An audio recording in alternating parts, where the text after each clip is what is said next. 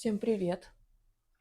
Я сегодня решила записать вот такое вот разговорное видео и просто рассказать вам о том, что обсуждалось в моем телеграм-канале на этой неделе.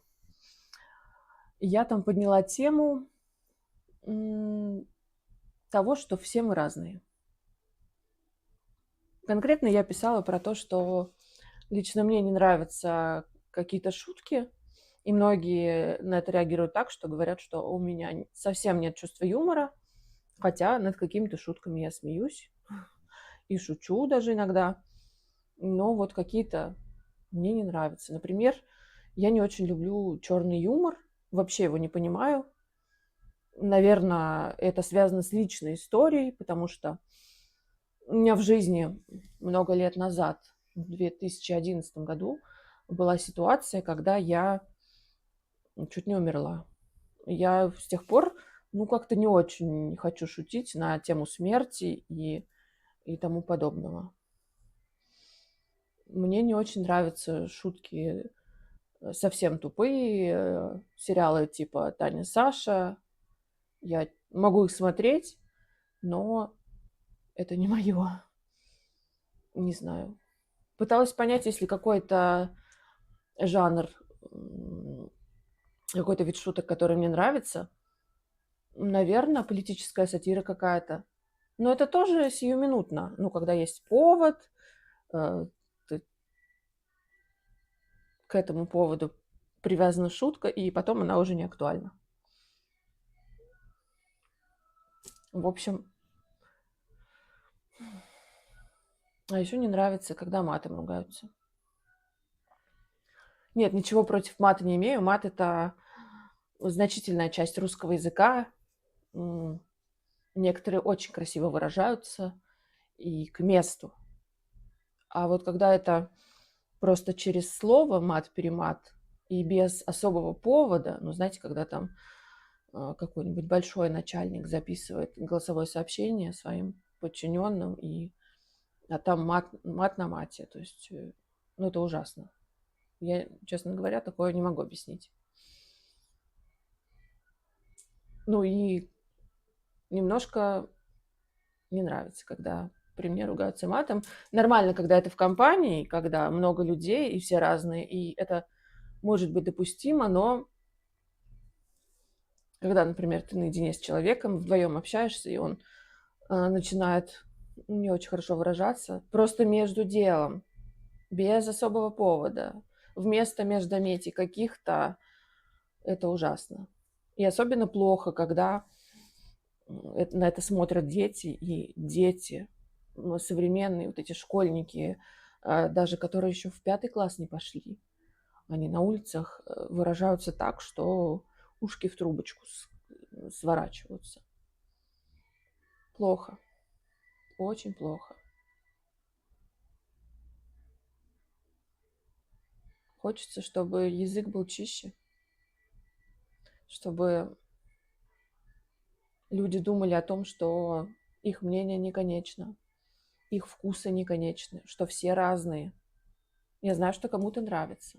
И черный юмор нравится, и тупой юмор нравится. Ничего плохого в этом нет. И кому-то нравится и матом выражаться.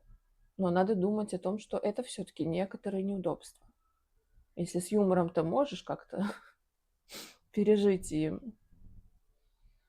сказать, что у тебя просто нет чувства юмора, как мне говорят. У тебя просто нет чувства юмора, Саш. Ладно, мы тут пошутим, а ты потерпи. Если с юмором это прокатывает, то с матом сложнее. Что вы думаете по этому поводу? Часто ли вы выражаетесь матом? Часто ли сталкиваетесь с тем, что ваши вкусы не совпадают с вкусом большинства? У меня вот во многом такая история, потому что я люблю особенную музыку. Очень редко встречаю людей, у которых такие же музыкальные вкусы, как у меня. Я не люблю какую-то попсу, не люблю что-то там жесткое. В общем, ладно, это не важно. Не важно, что я люблю. Просто мои вкусы музыкальные отличаются от вкусов большинства. Но в этом уже ничего страшного тоже нет. Люди такие прекрасные, такие разные, очень разные. Некоторые очень эмоциональные, некоторые, наоборот, очень спокойные, некоторые экспрессивные. Кто-то иногда бывает груб, но эта грубость, ну, такая, знаете, не обидная. И такое случается. Кто-то очень чувствительно воспринимает точность и обещания. Ну, я вот, например, мне вот, если кто-то что-то обещал и не сделал, то это, ну, лучше бы не обещал. Кто-то, ну, там, обижается на то, что человек опоздал на 3 минуты. А кто-то вообще к этому привык и такой на тяп-ляп такой приходит через 20 минут после начала встречи. Такой, ну, а что? Ну, а что такого? Ничего страшного. И, ну, такое в жизни, я даже в работе такое встречала, что есть люди, которые... Я вот, например, очень обязательный человек. Я стараюсь свои рабочие обязанности выполнять от и до. Максимально, насколько это возможно. И если я не могу, я, наверное, ну, не буду браться. Но вот есть люди, которые считают, что, ай, ну нет и нет, я не смог. Зачем ты брался, если ты не смог? Ну ладно, можно взяться со словами, что я попробую, и, наверное, у меня может получиться. Но это не точно. Это другой вопрос. Ну, есть те, которые прям вот, ну вот ты выполняешь свои рабочие обязанности, такие, как всегда, и ты что-то не делаешь. Что-то не делаешь не потому, что не успел, а, не потому что, ну, там что-то не получилось у тебя по каким-то там не от тебя зависящим причинам, а ты просто, например, поленился, и ты такой, ну нет, я не сделал. Вот такого я не понимаю отношения к работе. А я такого очень много видела. Ну, то есть некоторые люди там могли позволить себе и опаздывать намного, и относиться к работе как вот, ну вот, к чему-то не сильно обязательному.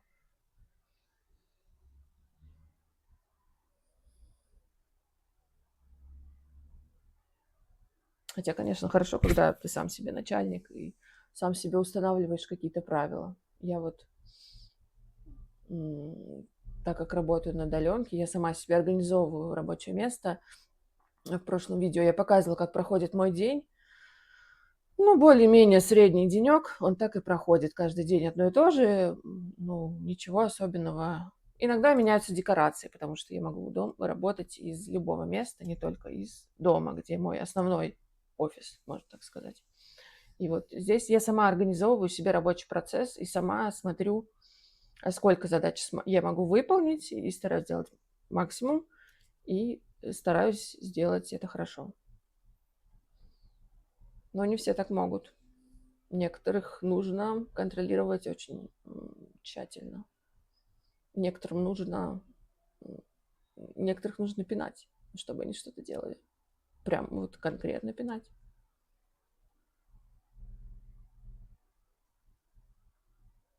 Ладно, что-то я отвлеклась. Видео уже было про то, что все мы разные. Расскажите, как проходит ваш день. Расскажите, расскажите, насколько часто у вас так бывает, что вас не понимают, ваши вкусы не понимают и считают, что это просто что-то не то с вами. Ну, это как вот у тебя нет чувства юмора, потому что ты просто не любишь такие шутки. У тебя нет чувства юмора, потому что ты просто не любишь черный юмор. Ну, вот так. А то, что я не люблю черный юмор, совсем не значит, что у меня нет чувства юмора. Ха-ха. Спасибо за внимание. Не знаю, что с этого получится. Выложу ли я вообще это видео. Мне так сложно, честно говоря. на камеру разговаривать, но надо учиться это делать.